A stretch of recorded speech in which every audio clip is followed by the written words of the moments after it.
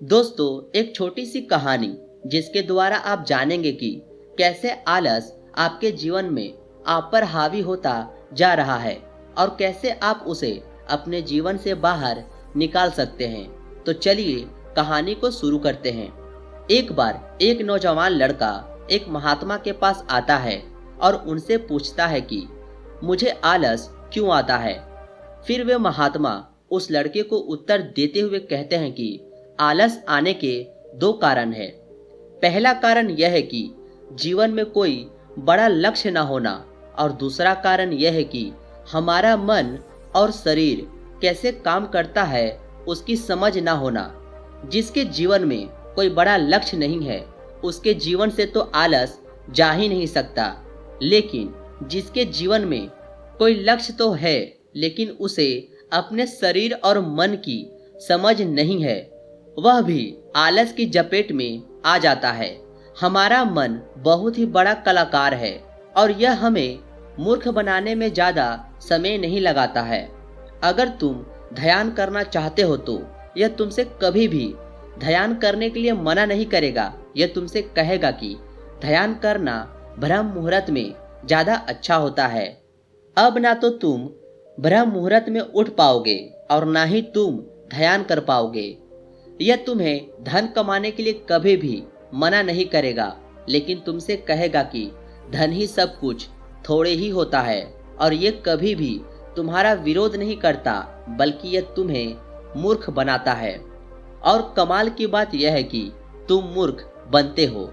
फिर वह लड़का उन महात्मा से पूछता है कि तो फिर इसका समाधान क्या है महात्मन। फिर वे महात्मा जी कहते हैं कि जो ये तुम्हारे साथ कर रहा है वही तुम इसके साथ करो, यानी कि तुम्हारा मन तुम्हें मूर्ख बना रहा है तो तुम उसे मूर्ख बनाओ। जब तुम्हारा मन तुम्हें कहे कि कुछ देर सो जाता हूँ उसके बाद काम करूँगा, तो तुम उसे कहो कि कुछ देर क्यों, ज़्यादा देर सोऊंगा लेकिन उससे पहले काम पूरा करूँगा। तुम्हारा मन तुमसे कहेगा आज स्वादिष्ट भोजन खाऊंगा, तो तुम तुरंत उसे कहो कि स्वादिष्ट क्यों, अति स्वादिष्ट खाऊंगा लेकिन उससे पहले 1 घंटा व्यायाम करूंगा। फिर वह व्यक्ति उस महात्मा से पूछता है कि लेकिन कब तक मैं अपने मन को मूर्ख बनाऊं। फिर वे महात्मा जी उससे कहते हैं कि जब तक तुम अपने आलस से मुक्त रहना चाहते हो तब तक तुम्हें अपने मन को मूर्ख बनाते रहना है।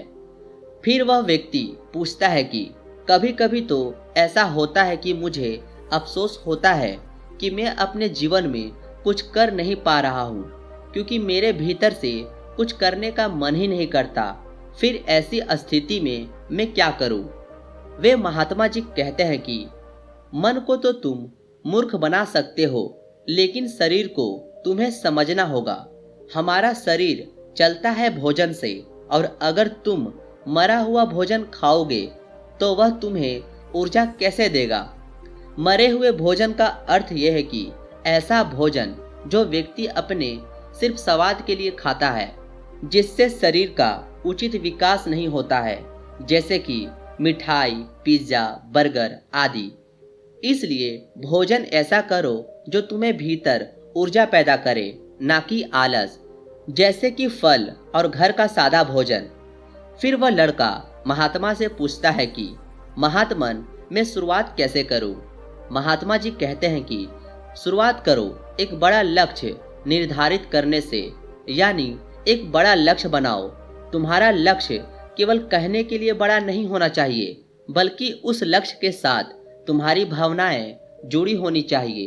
अगर तुम्हारा लक्ष्य ऐसा है जिसके बारे में सोचकर ही तुम्हारे आंखों में आंसू आ जाते हैं, तो तुम्हें कुछ और करने की जरूरत नहीं है। फिर तुम्हारा लक्ष्य ही तुमसे सब कुछ करवा देगा। और अगर लक्ष्य इतना बड़ा नहीं है या फिर तुम्हारी भावनाओं के साथ जुड़ा हुआ नहीं है, तो फिर अपने लक्ष्य को खोजना ही अपना लक्ष्य बना लो। जिस प्रकार भगवान गौतम बुद्ध ने बनाया था, उन्हें पहले अपना लक्ष्य थोड़े ही पता था कि वहां मिल जाएगी मंजिल। वे तो सिर्फ लिकन पड़े थे, आशा थी मन में, लेकिन वो भी टूटने लगी थी। लेकिन अंदर से प्यास इतनी गहरी थी कि लक्ष्य को पाकर ही रही।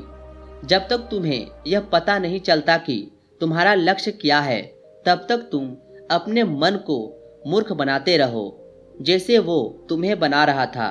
कोई भी व्यक्ति शराबी बनना नहीं चाहता, लेकिन उसका मन उसे मूर्ख बना बनाकर उसे एक शराबी बना देता है। कोई भी व्यक्ति चोर बनना नहीं चाहता, लेकिन यह मन उसे बार बार मूर्ख बना बनाकर उसे एक चोर बना देता है।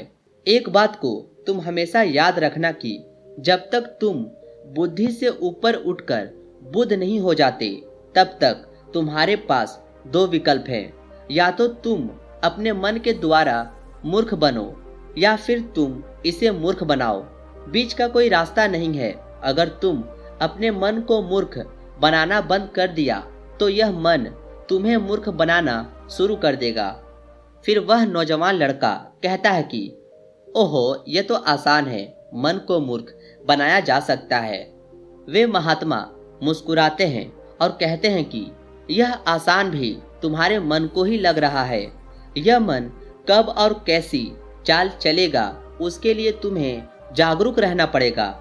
अपनी जागरूकता को बढ़ाओ और जागरूक व्यक्तियों के साथ रहो, या फिर अपने खुद के साथ समय बिताओ। अगर तुम आलसी व्यक्तियों के साथ रहोगे तो तुम भी आलसी होगे, और अगर तुम ऊर्जावान लोगों के साथ रहोगे तो तुम भी ऊर्जावान बनोगे। फिर वह लड़का महात्मा जी से कहता है कि मुझे अपने मन को मूर्ख बनाना अभी और इसी वक्त से शुरू कर देना चाहिए। महात्मा कहते हैं कि हाँ, सही कहा तुमने। सही समय की प्रतीक्षा करना भी इसी मन की एक चाल है। इसलिए अभी और इसी वक्त से काम पर लग जाओ। दोस्तों, जो लोग अभी इस वीडियो को देख रहे हैं, क्या आप भी सही समय का इंतजार कर रहे हैं, या फिर इसी समय को सही बनाने की ठान चुके हैं? यह हमें नीचे कमेंट बॉक्स में कमेंट करके ज़रूर बताएं। और ये कहानी आपको कैसी लगी, ये भी बताना ना भूलें।